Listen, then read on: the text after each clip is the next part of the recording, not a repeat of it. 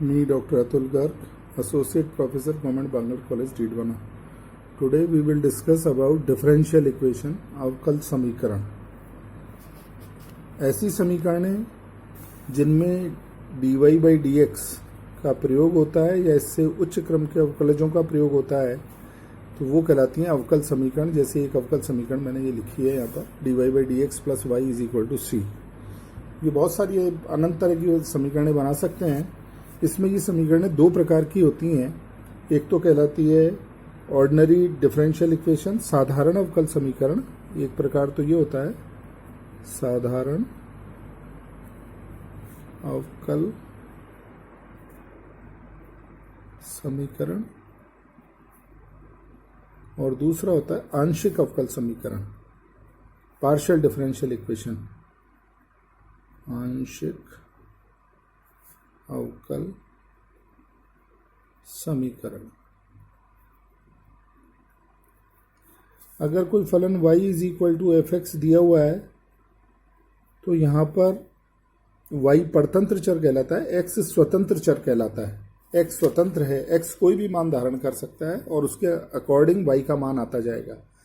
तो अगर ये जो y मान है ये अगर एक ही चर का फलन हो तो इसका अवकलन पूर्ण अवकलन लिखा जाता है dy by dx से. तो ऐसे समीकरण जिनमें dy by dx आता है, पूर्ण अवकलन आता है, ये पूर्ण अवकलन कहलाता है क्योंकि ये एक ही चर का फलन है केवल x का.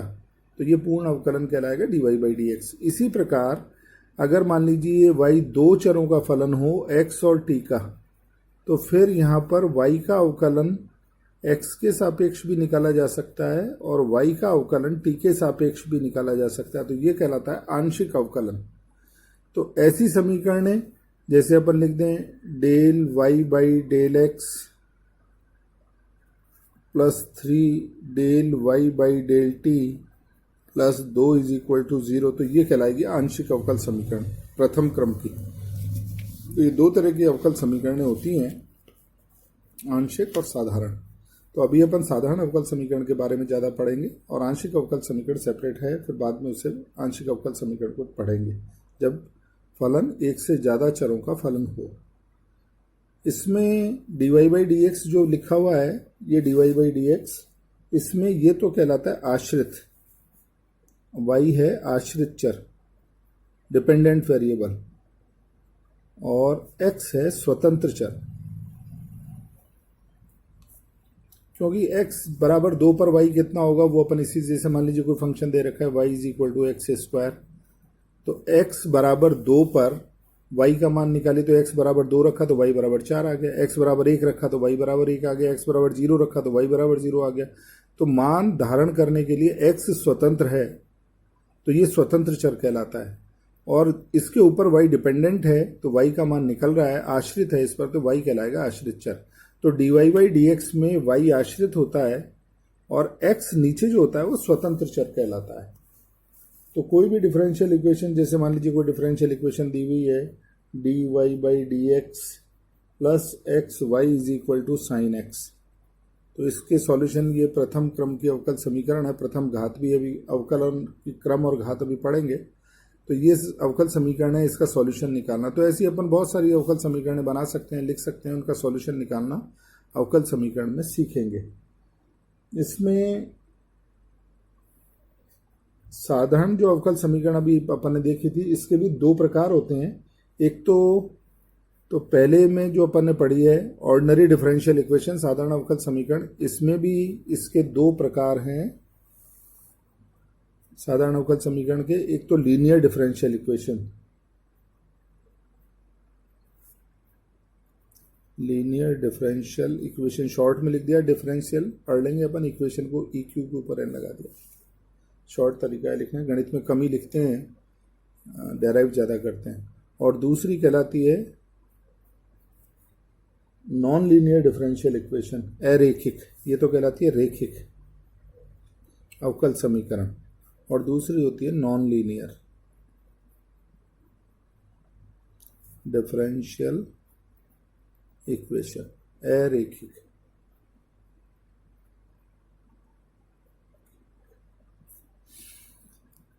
यदि किसी समीकरण में जो आश्रित चर y है इसका गुणा न हो रहा हो, जैसे यहाँ एक तो dy बाई डी एक्स आ रहा है, एक y आ रहा है, आगे हो सकता है d2y by D x square भी आए, उनके सबके गुणांक अचर या x हों तब तो ये कहलाती है लीनियर डिफरेंशियल इक्वेशन, रेखिक अवकल समीकरण। लेकिन अगर किसी समीकरण में y का भी गुणा हो जाए, जैसे मान लीजिए मैं रेखिक अवकल समीकरण लिखूं d2y by D x square, x भी लगा देते हैं, plus 2dy by D x plus 4y is equal to cos x.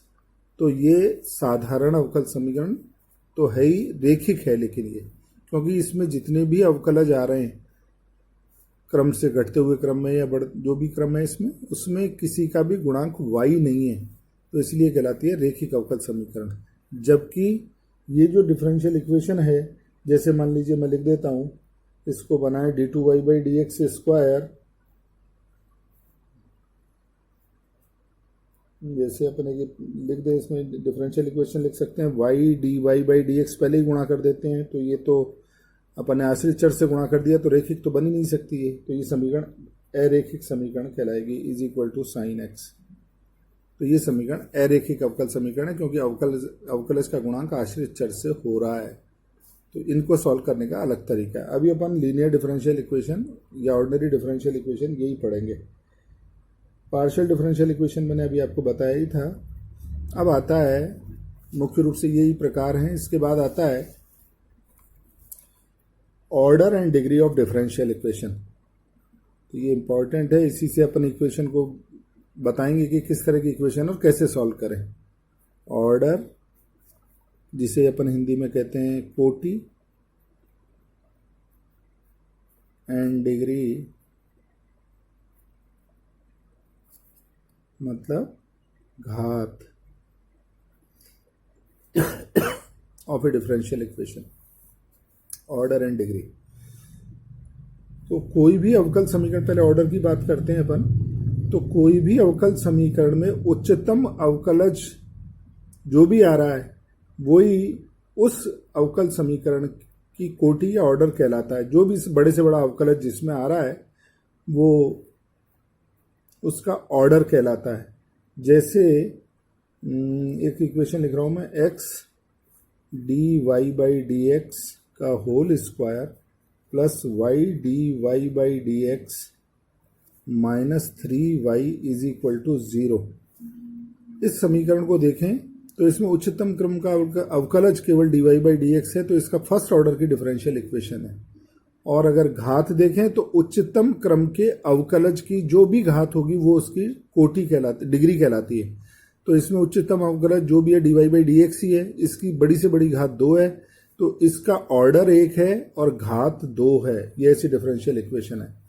जैसे और डिफरेंशियल इक्वेशन लें, एक और लेता हूं, और ये अगर अपन ढंग से देखें इस इक्वेशन को तो ये अरेखिक है, क्योंकि dy बाई डी एक्स का गुणांक एक जगह y आ गया, तो ये अरेखिक समीकरण भी है, जो प्रथम कोटि और द्वितीय घात की अवकल समीकरण कहलाएगी। अवकल समीकरण है ये। तो जैसे एक और इक्वेशन लिखता हूँ, y d2y by D x square plus X square dy by D x plus 2y is equal to E की पावर x।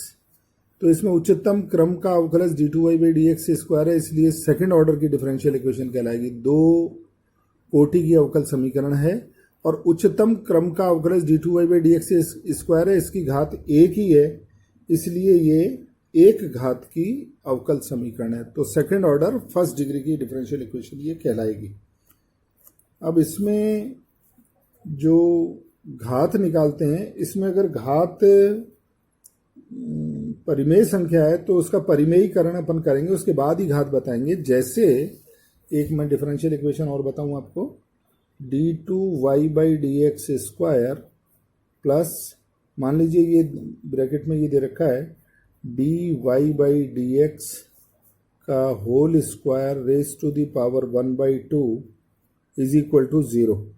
तो पहले तो ये सेकंड ऑर्डर की डिफरेंशियल इक्वेशन है, और सेकंड ऑर्डर पे यहाँ पर चूंकि 1/2 घात लग रही है, तो पहले इसको परिमेयीकरण करें। इसको पहले अपन ठीक करें, तो उसके बाद ही इसकी अपन घात बता पाएंगे कि क्या है। तो रेडिकल से इसको फ्री करें पहले। तो देखिए इसको स्क्वायर करते हैं अगर इस इक्वेशन का, तो ये जो घात 1/2 में या मान लीजिए 3/2 थी, तो इसकी पहले घात ठीक करें। तो पूरी इक्वेशन में अपन वर्क करके देखें तो ये हो गए d2y/dx²।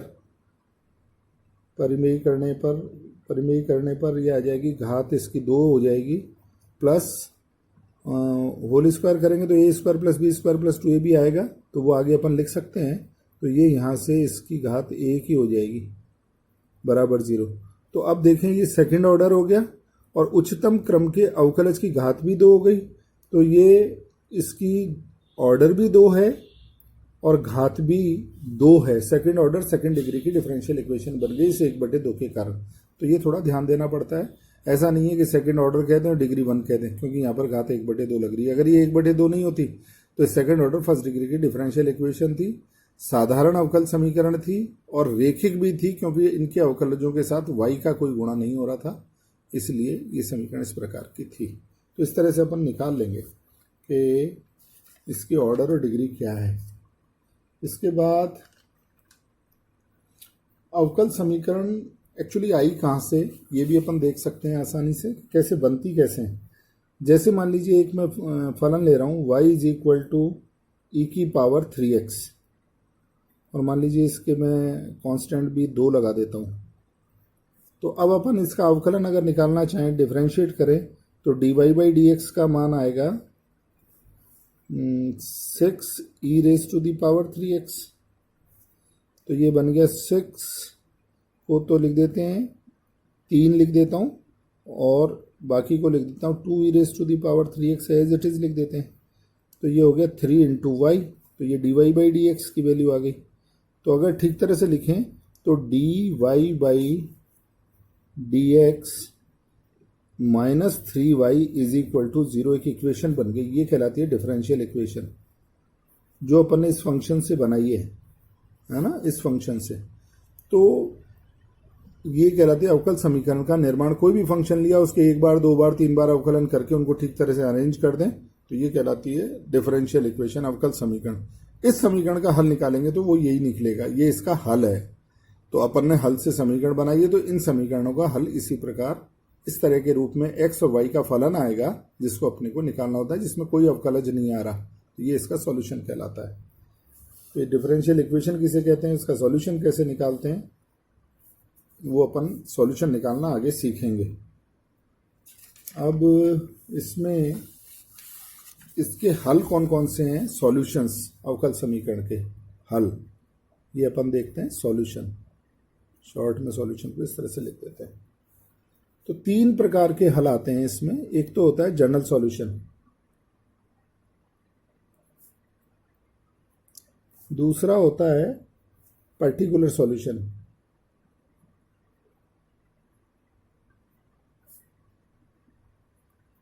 और तीसरा होता है सिंगुलर सॉल्यूशन। कोई भी अवकल समीकरण, उसके 3 प्रकार के ये हल होते हैं। तो इसमें देखते हैं कैसे आएंगे। कोई भी अवकल समीकरण जैसे दी गई है, कुछ भी अवकल समीकरण, उसके हल में अगर उसकी